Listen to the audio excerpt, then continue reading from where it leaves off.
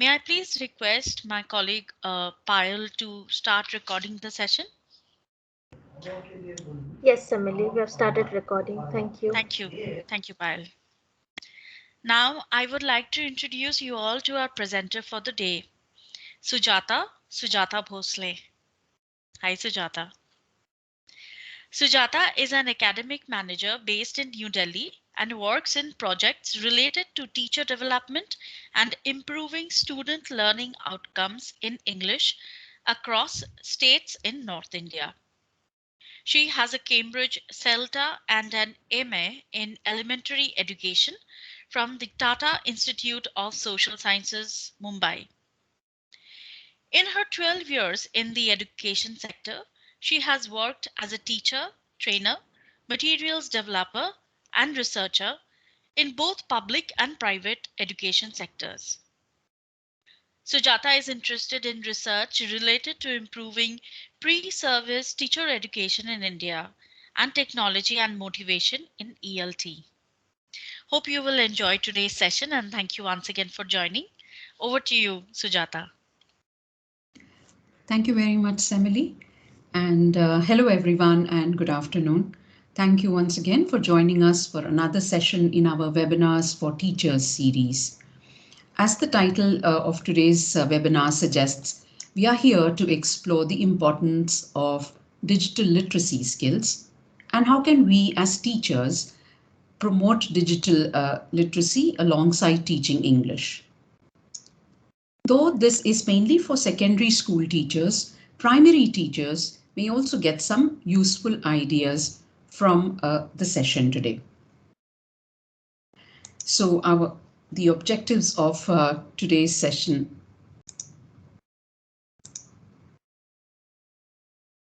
are, so by the end of the session today, you will have a better understanding of digital literacies, become aware of the importance of teaching digital literacies, and experience an activity that incorporates information literacy in an English language classroom.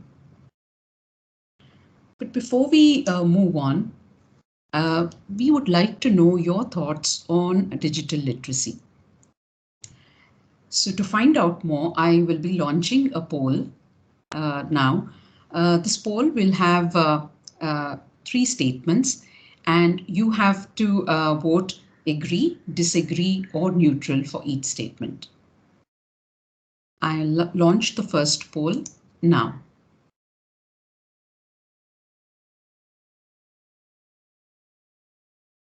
For those of you who are joining this meeting through your computers, you will see the poll as a pop-up on your screen. And for those of you who are joining us through your mobile phones today, you will find a link to the poll in your chat box.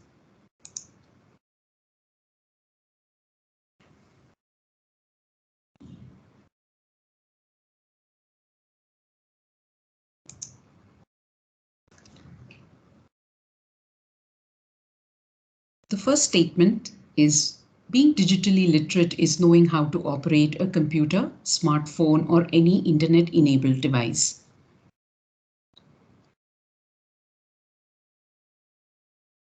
Please make your selection and click Submit.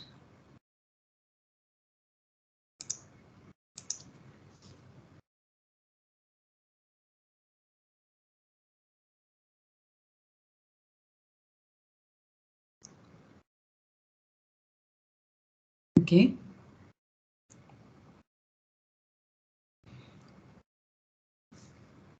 All right. I can see right now around 60% of you agree with this statement that digital literacy is concerned with. Okay. We also have some people in chat. I think some people are not able to see the poll, but in the chat, some people are saying agree and disagree. So there's variation in people's answers there. Okay, thank you, Becky. Right, so I'm launching the second question now, the second statement. And you can also see it on your screens, either as a pop-up or also on the slide on the screen. So my students have better understanding of using digital tools, and there isn't much I can teach. Do you agree, disagree, or have no, or want to stay neutral?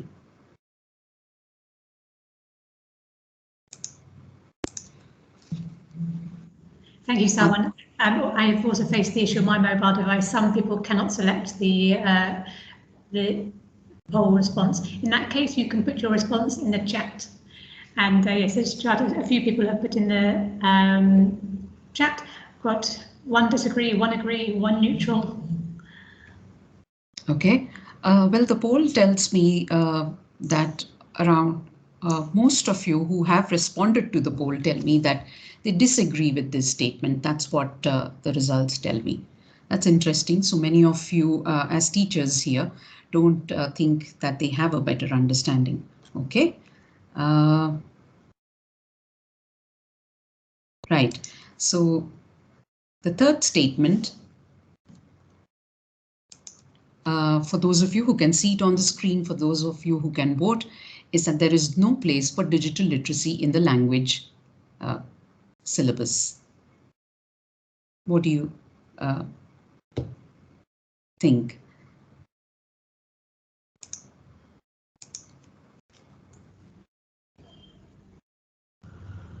Okay.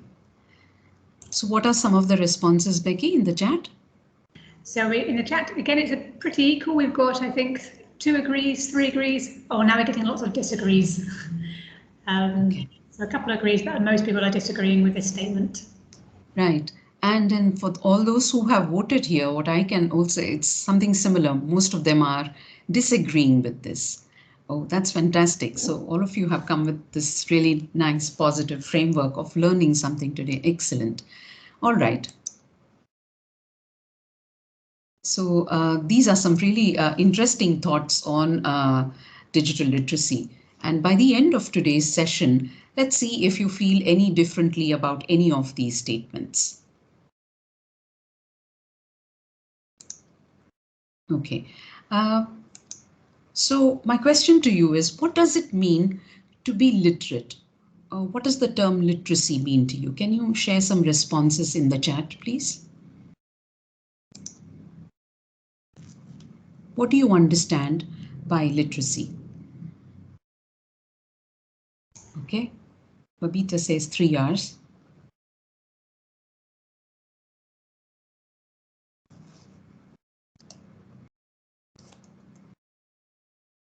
Read, write, and comprehend. Okay.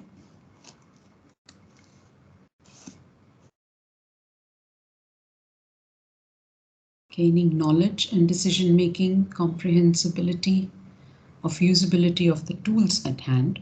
Okay.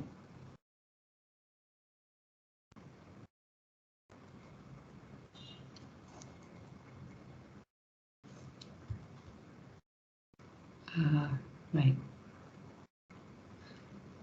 Sorry. So that's interesting.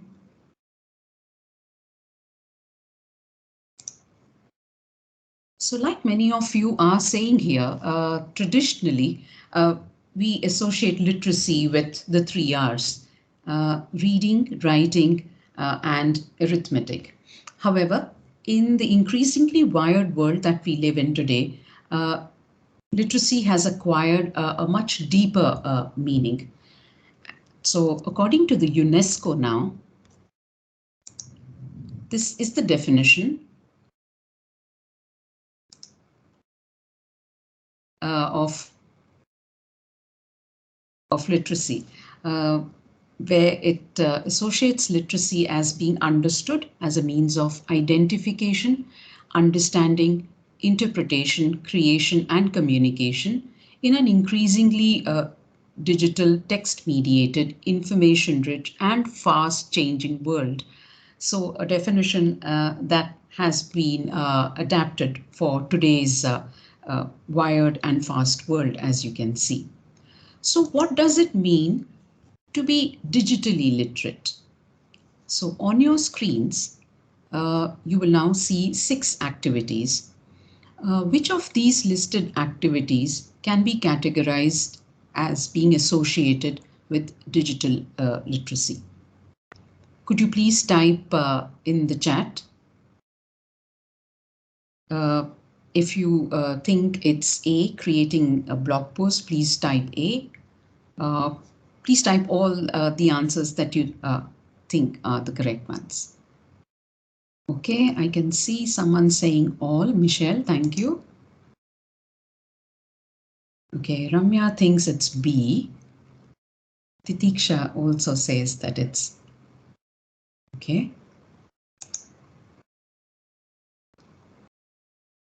All right. Okay. Okay. Some of you are still saying B. Okay. Hina thinks it's B, E, and F. That's knowing how to search information, reading and writing text messages, and posting responses. Okay. Aparna thinks it's A, E, and F. Okay. Thank you so much, all of you, for your responses. It's actually all of them. Some of you got this right. All the activities that you that you see here on your screen are all associated with being digitally literate.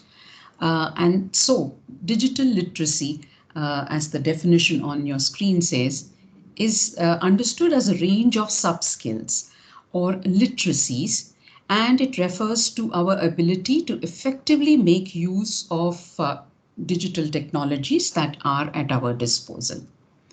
However, is that all that digital literacy means? Does it mean, is it limited to a set of technical skills that one must possess? Gavin Dewdney, who is the co-author of the book Digital Literacies, thinks not. According to him, digital literacies is not just a checklist of technical skills, but also about the social practices that surround the use of new media. So what does this mean? Well, this means that it's not just about knowing how to create a blog post.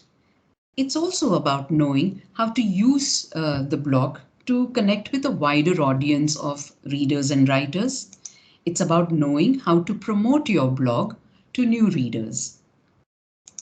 Similarly, for a skill such as uploading photos, many of us know that, but it also means knowing whether to publish them under a Creative Commons license and highlighting digital rights and usage.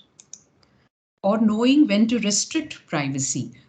Who do you want to see those pictures or posts that you upload? It's not just about posting responses to comments, blogs, or emails.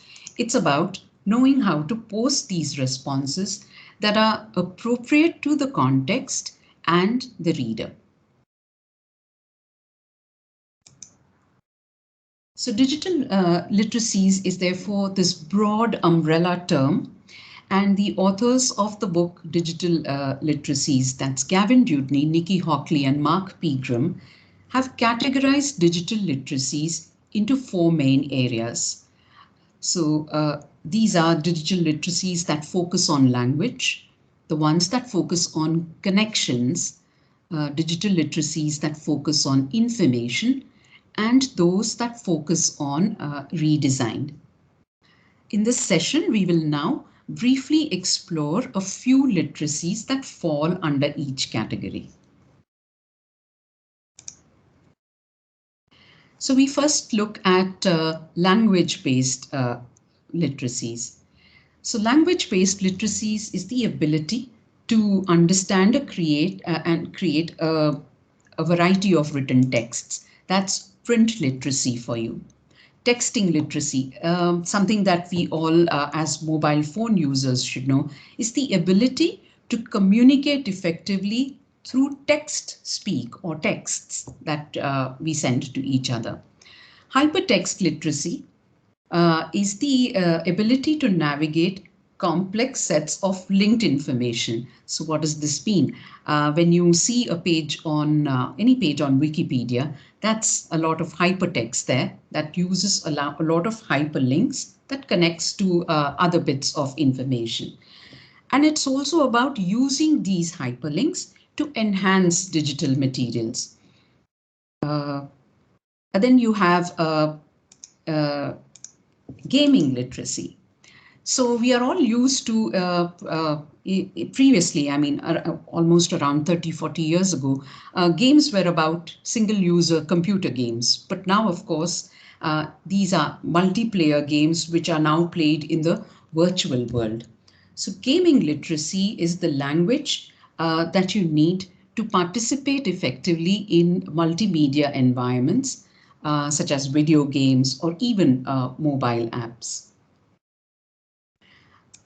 Then you have, of course, code literacy, something which we hear quite a lot these days. That's the ability to read, write, and even modify codes. And these are computer codes, which are used to create websites or mobile apps. So these were a few examples of the literacies that focus on language. We now look at literacies that focus on connection. So, well, these are the literacies that come to the forefront in social networking spaces. So blogs, for example, are examples of personal literacy. You also have wikis that students create, this collaborative tool that students work together on, where they contribute into an online document and create something related to the course that they are in. So this is an example of participatory literacy. Of course, social networks like Facebook or Instagram are your examples of network literacy. Now, network literacy is also, it helps you select relevant information from social media feeds and other online networks. And then lastly, you have intercultural literacy. Now, in spaces like Facebook, you are not only able to write about yourselves and your own lives, but you are also able to participate in wider social groupings that go beyond geographies, religious and ethnic boundaries. So that is a term used for intercultural literacy. The next one is your focus on information. These are considered to be some of the main literacies that one should know. It includes search literacy. That's knowing the right terms to use to find information. And once you find this information, to be able to evaluate the information that you have found, to decide whether it is reliable by asking critical questions or comparing sources, etc. Filtering literacy is about knowing how to manage information overload, and filtering the information that you find online. And we sometimes make use of our network literacy to find out, to decide what you want to see or read on your feeds.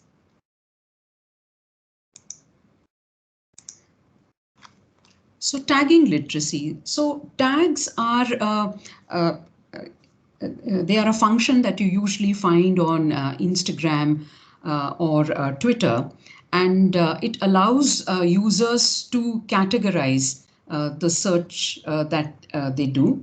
And this is very helpful in language learning, especially as researchers. When you research something on the internet, tagging helps you store this information, retrieve it when you want, and also preserves those research trails.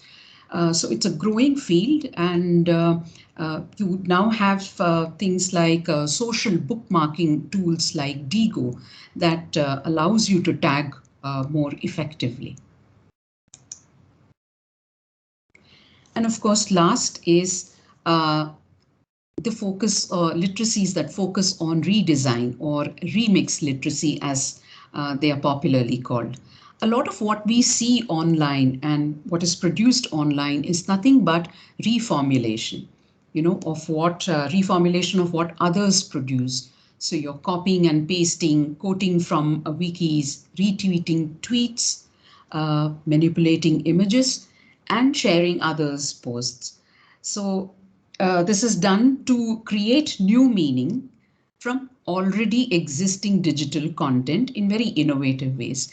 So on your screens, for example, you see a meme, the example of a meme.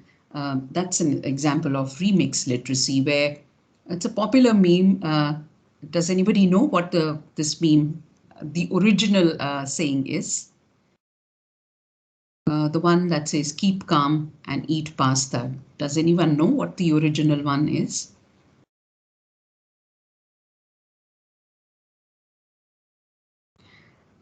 Yes, thanks, Michelle. Keep calm and carry on. And so this now has been reformulated, and you have many, many memes around this. Keep calm and eat pasta is one of them. Of course, Disney Pictures here has been remixed and made very cheesy pictures. So a lot of creativity that comes with remix literacy. So putting it all together, digital literacies, it encompasses, as you can see, many areas. And what we went through are a few specific literacies in each of these areas. So a question for, for teachers, I mean, teachers out there who are listening to all this are thinking, so why should teachers care about digital literacies? Why should you include it in your classrooms?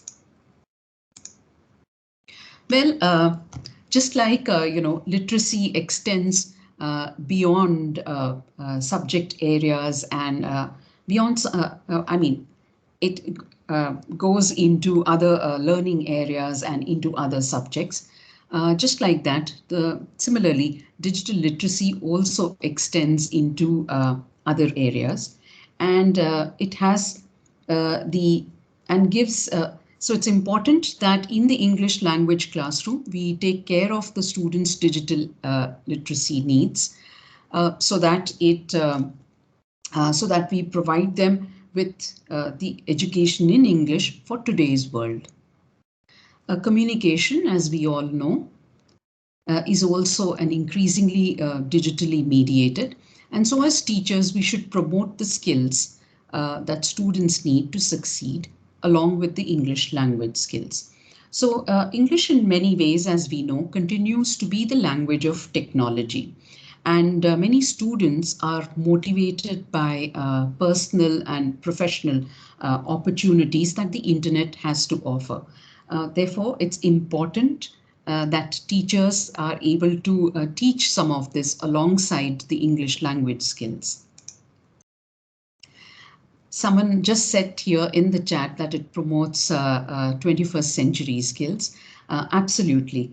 Many digital literacies equate the areas of critical thinking and problem solving or information literacy to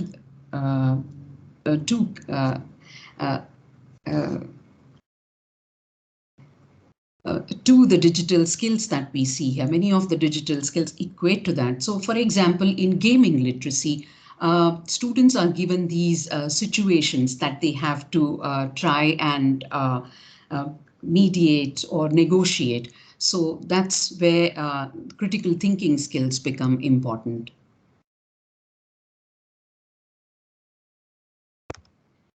Right.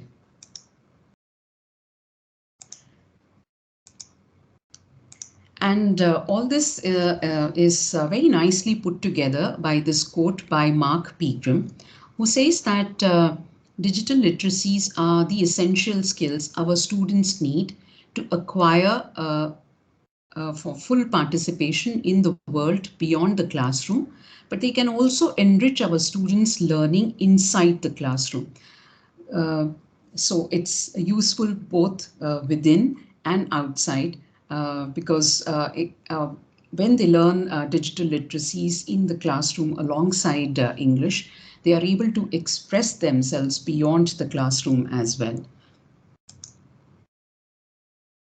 Okay, so now let's look at an activity that incorporates, that focuses on information literacy. How many of you have heard of the tree octopus?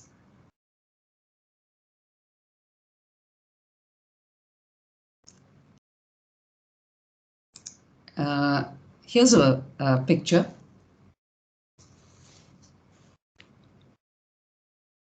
Okay. Is anyone familiar with the tree octopus? So far, just a couple of people saying no, they haven't heard of it. Okay, all right. So you can find out more. You can find out more about this in the link. My colleagues will share the link in the chat here. Please go into this link to this web page where you can find more information about the tree octopus. And while you are looking at the web page, I want you to share any 2 facts about the tree octopus that you find on the web page. Any 2 facts related to its habitat and its characteristic. For those of you who are unable to access the link, you can also read a part of the web page on your screens here. So please take 2 minutes, read through either the web page through the link or the web page here and share any 2 facts.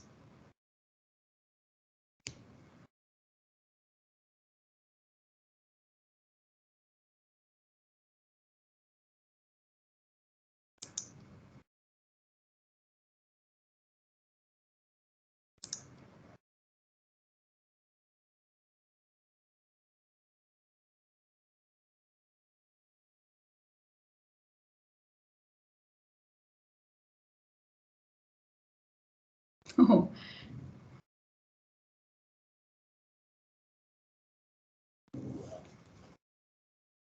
Okay. I can see a few responses trickling in. Someone's Rashmi, I think, says it's found in temperate rainforest and amphibious. Okay. Someone's copy pasted the entire page. Okay. Can you tell us a couple of points regarding the habitat and characteristics? Okay. Anjali says habitat lies eastern side of the Olympic mountain range. Okay, that's about the habitat. It's intelligent and inquisitive. Okay, thank you, Rajashri. Okay, in tropical rainforests. Okay.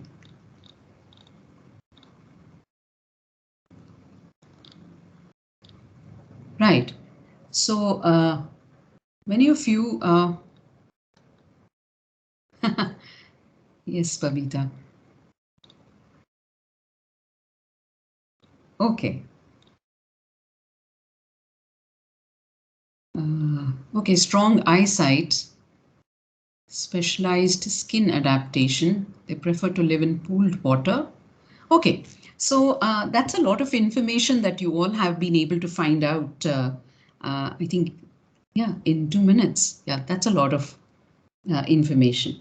So how did you know that these are facts? What on the web page? What was the evidence on the web page that told you that these are facts?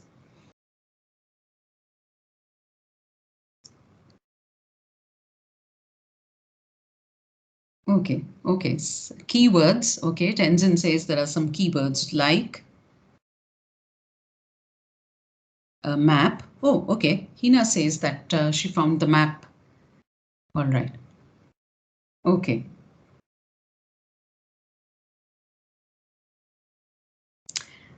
Right. Okay. Yes, I have to agree with you, Sarwan. Thank you very much. And thank you everyone for sharing the answers to the task that I gave you.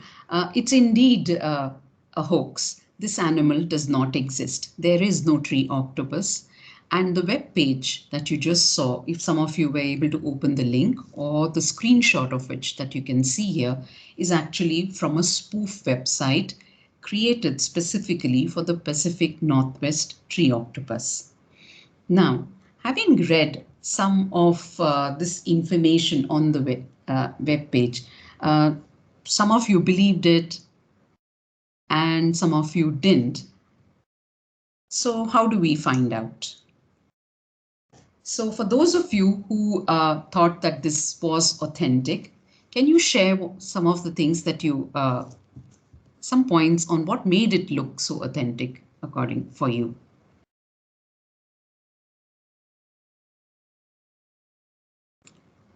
Okay, so are you saying, okay, the image made it look, icon on the lock icon on the URL, okay. Oh, that's very interesting. HTTPS means secure. Okay. The presentation, very detailed facts, the logo. Yes, thank you very much, all of you. Absolutely. So these are some of the points, a few points that make this website look very authentic. The source of the information, it uses a .NET URL, which makes it look very genuine. There's lots of content, as someone here also said it. Okay, someone saying it sounds factual. The presentation of it, lots of content with hyperlinks in it.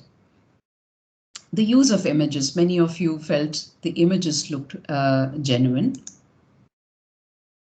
The links with the creator's profile and email ID. I don't know if you had the time to even look at that, but there's also a creator's profile and email ID given it. So these are a few points that actually makes one think that this website is authentic and there is something like the Pacific tree octopus. However, how do we know that it isn't? Those of you who didn't believe it, somebody immediately said this is fake news, it's fictitious. So can you tell us, how did you know that?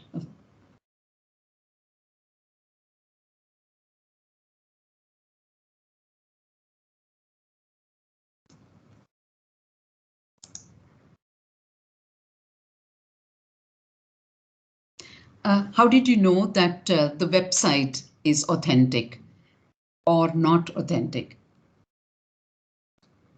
Okay, fantastic. Sarwan said she clicked the news with the keywords. Thank you.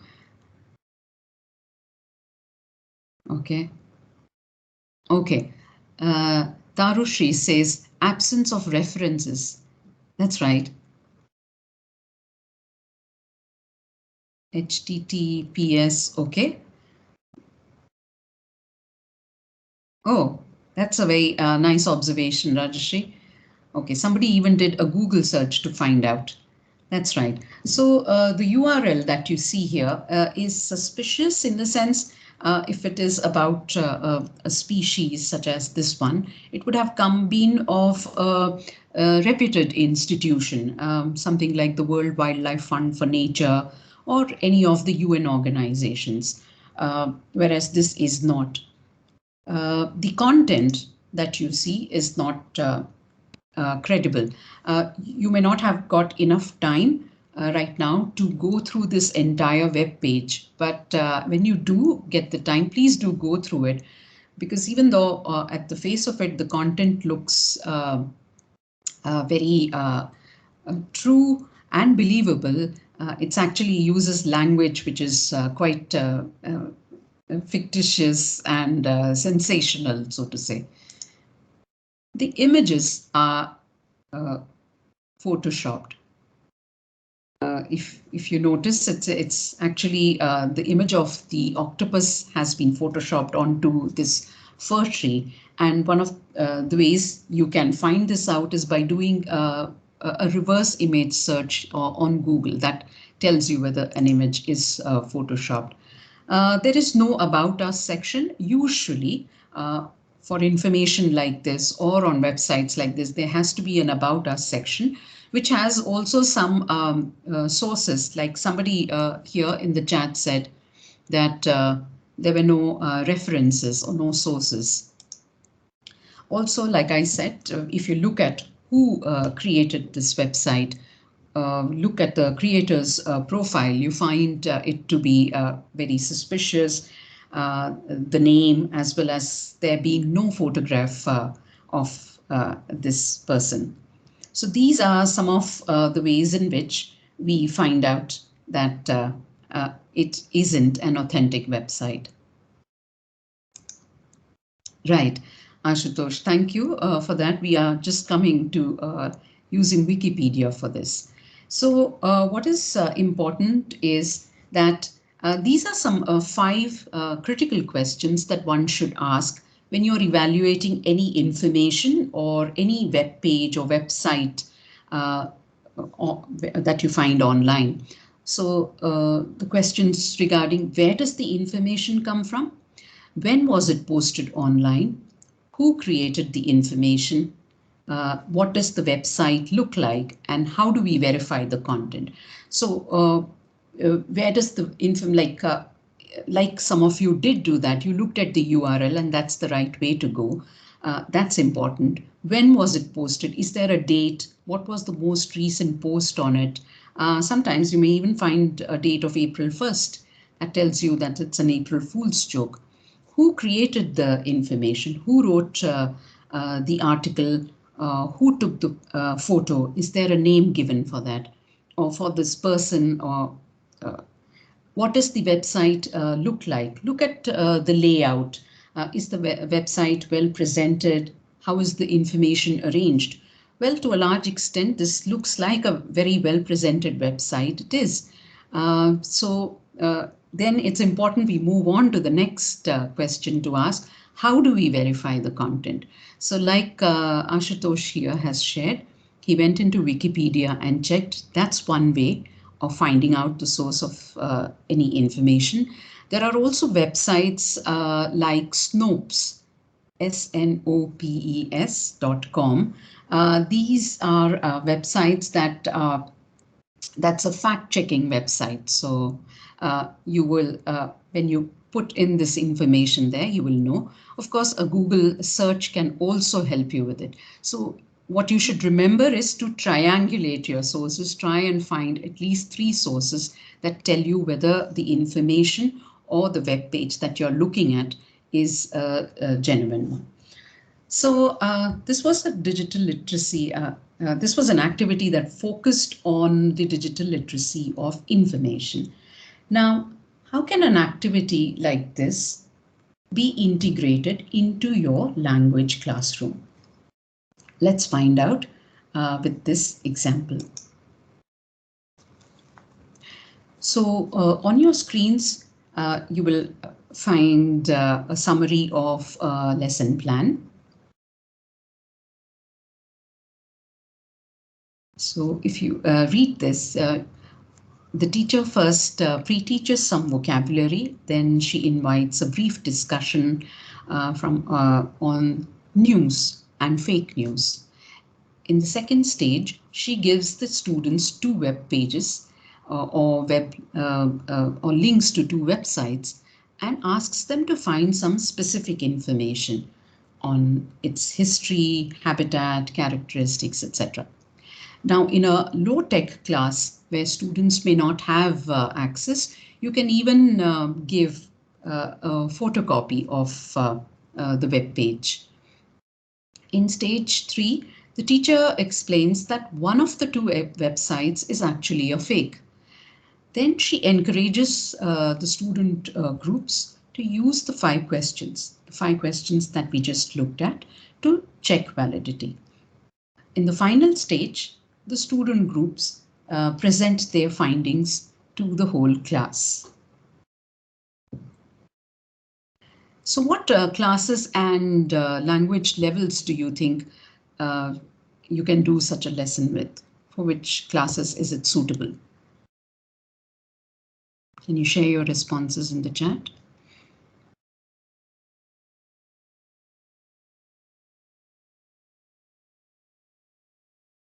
Okay, middle school. Tenzin thinks it's middle school. Thank you. Secondary. Okay. Grade 6 to 12. Okay. Okay. Secondary and above. Okay. Most of you thinking it is middle school, and yes, it's more. It is for secondary school students. It can also be adapted for middle school levels. And so, what language skills will do the students practice in a lesson like this?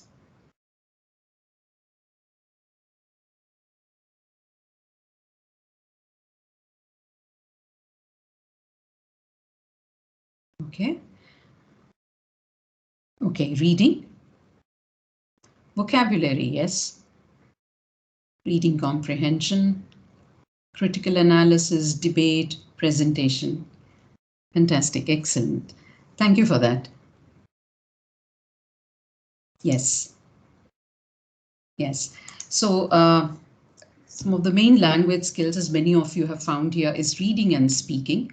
Also, as we've already discussed, there's the focus of the digital literacy was information literacy, and also print literacy, reading and understanding the web pages that students go through.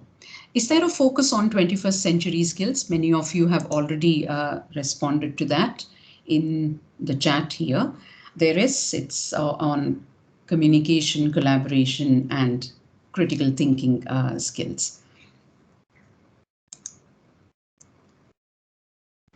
So these are some tips that we that you can take on board for successfully integrating digital literacies. A need for variety, incorporating different digital literacies using a range of tools where possible. So if this is planned together by teachers in a school or at a particular level in the school, you can incorporate digital literacies at the beginning of a course or a term, and incorporate it from at regular intervals in your syllabus. But the need is that there is a good mix of the digital literacies. A regular inclusion of digital literacies throughout the course or syllabus with objectives that are clear to learners. So, while including these literacies, the objectives should also be very clear to the learners. Objectives as to which is the digital literacy that an activity is focusing on, what are the language skills that they are learning alongside, and what is the focus of, say, the 21st century skills. And of course, upskill yourselves in learning more about these digital skills, especially about the skill of evaluating information that you find online.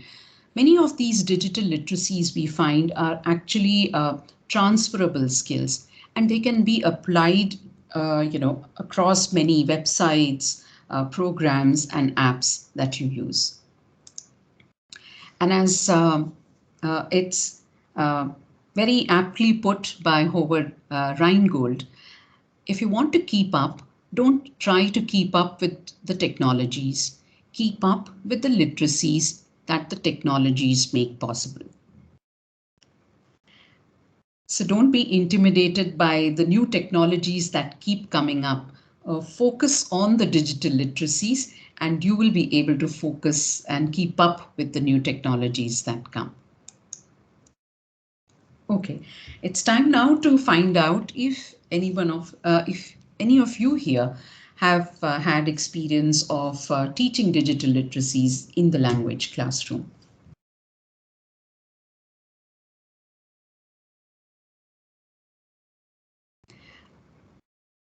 You can raise your hands, and my colleague Becky or Payal will unmute you and you can speak. Does anyone have an experience of teaching digital literacies? So we've got a couple of hands up. Microphones have been enabled. So please don't unmute yourself unless we call on you. We'll call on you if your hand is up. So, Seema, your hand is up. Would you like to unmute yourself and tell us about your experiences? Seema.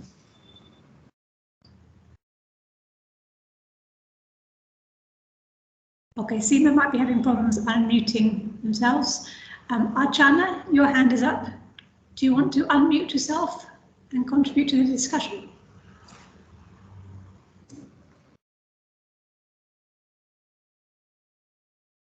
Okay, if anyone has any comments that they would like to make or experiences they want to share, we will put your hand up.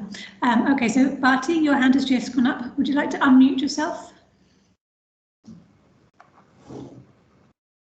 Yeah, hello. Good evening. My name is Bharti. I am basically teaching the computer literacy in other way around. Like in computer subject, we are having something like hackers and other things because our students, they are teenagers. So there we are having case studies. Case studies means some example related to student. Then in their case, they are using the computer. What are the problem they are facing? How are the hackers behave? How they have to use an etiquette. So these things I am teaching there to the student based on the examples. Okay. Thank you, Okay. And that's great. And so that's really good. However, what we are, have you tried using these literacies or something like this within a subject that you teach, within English that you teach? Have you been able to do that? Or would you like to do that now after the session? Sometimes we are keeping the skit also, like for the student in the assembly.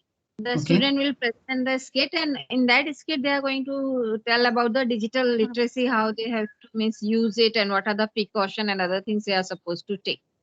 Okay. Okay. Okay. Thank you, ma'am. Thank you for that.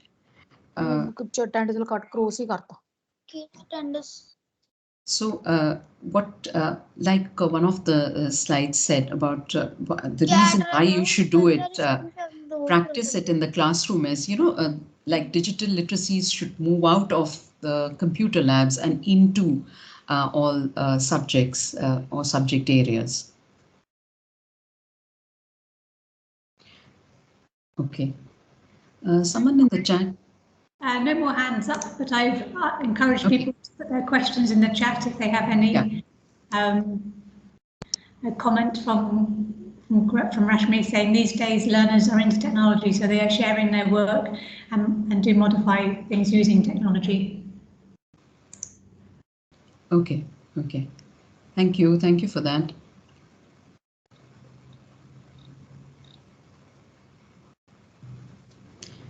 And do modify using, okay. But are there ways that you can give them a task around this modification in the English language classroom? Can you, do you think you can think about incorporating that? Rashmi's put their hand up. Rashmi, do you want to unmute yourself and you can contribute with the microphone? Okay. Writing an essay on, okay. Kahoot quizzes. Okay, that's using digital tools. That's great. Am I audible? Yes, please go ahead. Yeah. Actually, what I was thinking, if there's a question also, like these days, like most of us are using WhatsApp also. So as you had talked about the digital literacy as reading and sending text messages too. Yes. So that's what I shared in my this response to the question that yes, we are teaching our learners to actually use that platform to share their work. And as and when it's possible, if we are using Google Classroom sort of things, so wherein they just do search for material to be complemented with whatever the assignment we have given to them. So thank you. Okay, thank you for that, ma'am. One can actually, in the resources that we will share now and that you will also get through email, you can actually use all the texting that you do on WhatsApp, for example, and create a task for the English language classroom. There are some activities that you find on the Teaching English website, and one of the gurus of ELT, that's David Crystal, actually encourages the use of texting or text speak, so to say, to motivate students to read and write English. So please do look up those online. Yeah, many of you have said, yeah. Go ahead, Becky. There's one more person who would like to speak, but we can summarize some comments so far, and then we can ask Natish to. Yeah. Okay. So we had asked you these three statements in the beginning. I just wanted to know if any one of you wants to change your answer now as compared to what you had said earlier. Like, I remember most of you, I think, agreed with the first statement. Do you, any changes in your thinking about that? While putting their comments in the chat, should we go to Natish, who I think had an experience they wanted to share? Oh, sure, please. Natish, you can unmute yourself and. No, ma'am, I disagree with the first statement. Not only the enable is not the being digitally literate or whatever the things are. The teaching Okay. phonics sound we use computer sound, whatever the basics are required to the students is actually the. Okay, okay. Thank you for that, sir. We're just trying to find out if there is a change in how you had voted initially at the beginning of the session and how you would vote now. Those of you who think you have changed something, you can share that in the chat here. Whether if you disagreed with all or if you agreed with all, is there any change?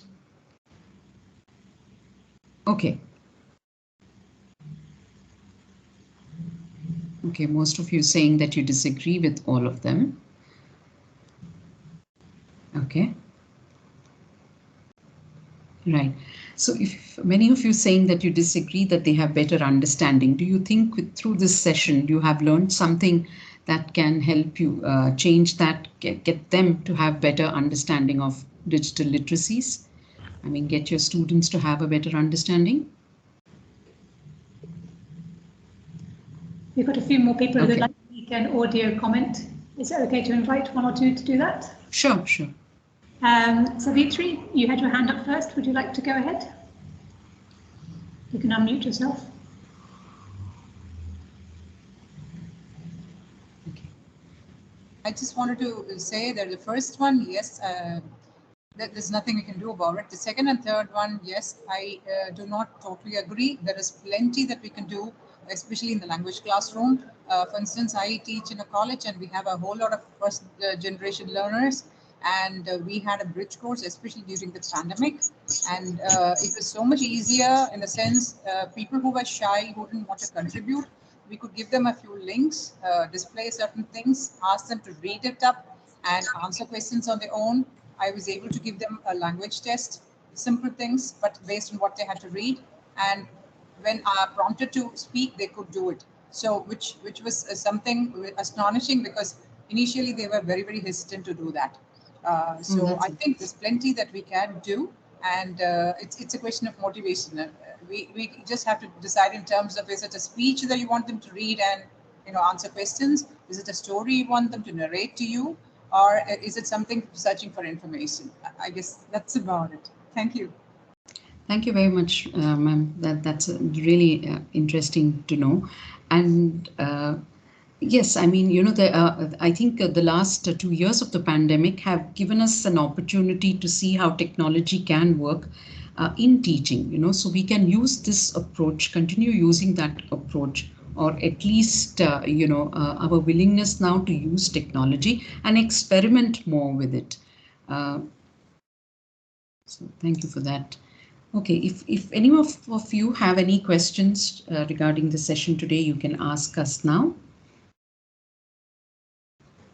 So maybe I'll call on Sawan to unmute themselves. They raised their hand a while ago. So Sawan, you can contribute over audio.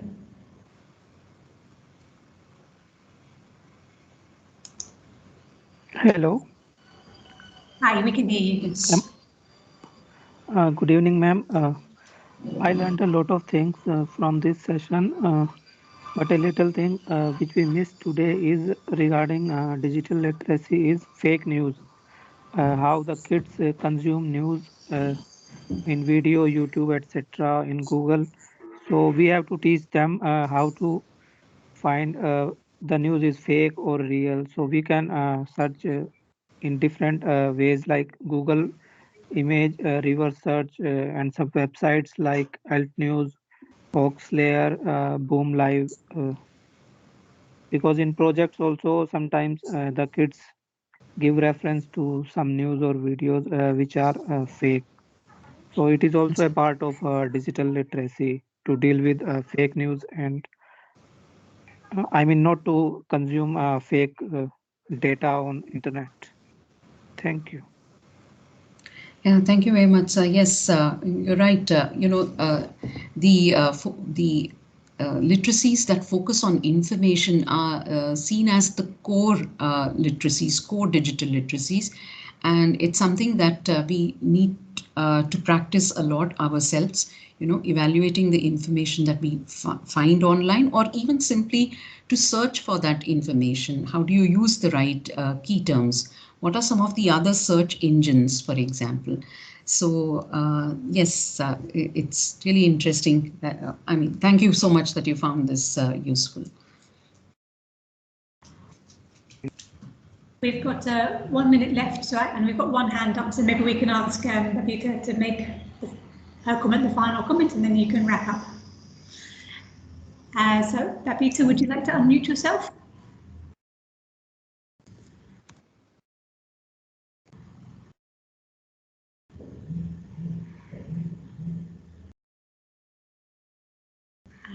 Okay, Babita, are you having okay, maybe Babita is having some difficulty unmuting herself.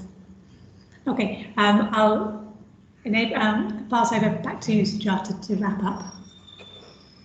Yeah, so thank you very much, all of you, for coming to the session again. I hope you have been able to find some valuable information through this session on digital literacies.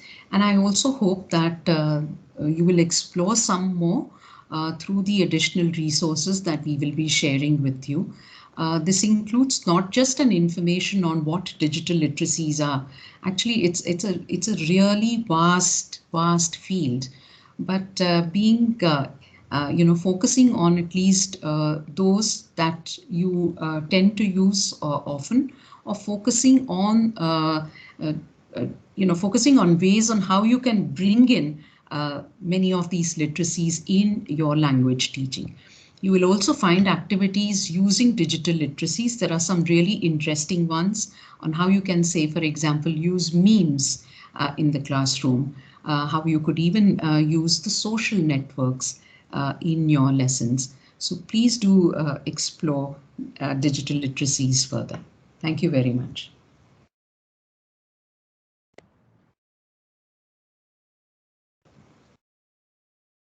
Thank you, Sujata.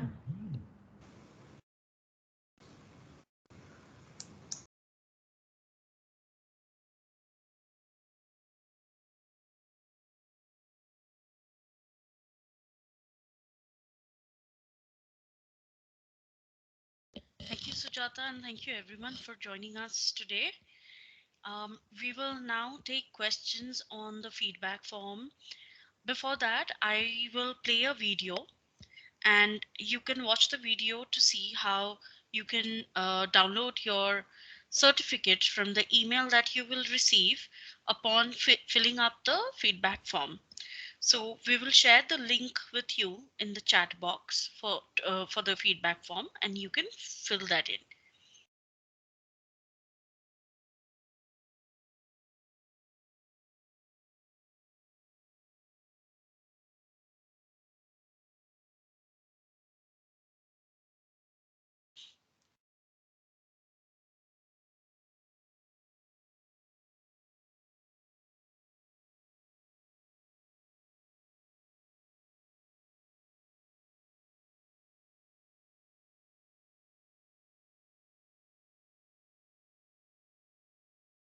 So I have copied the link of the feedback form in the chat box. Now I'm going to play the video.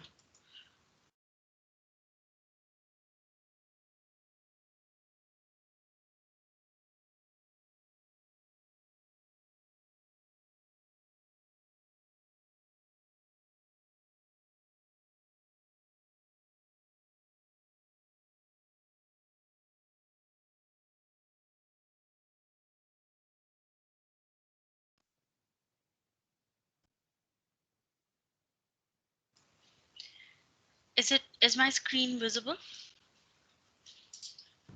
Yes, it is. Yes, Emily. Organization. Okay.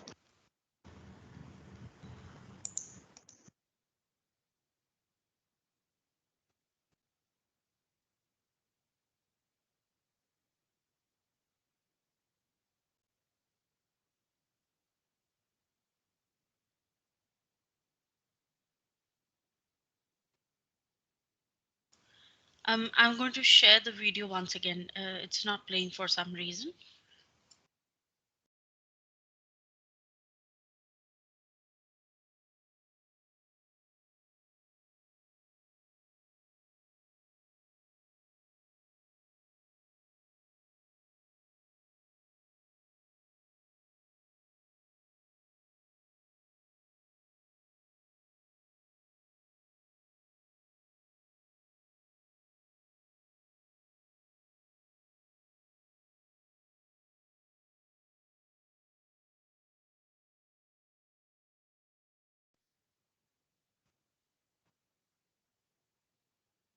First, complete all parts of the feedback form.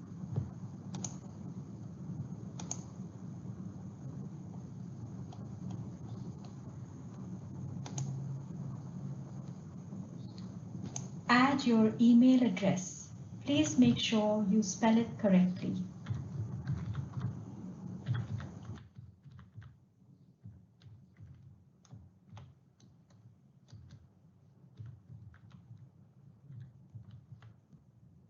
Please double check the spelling.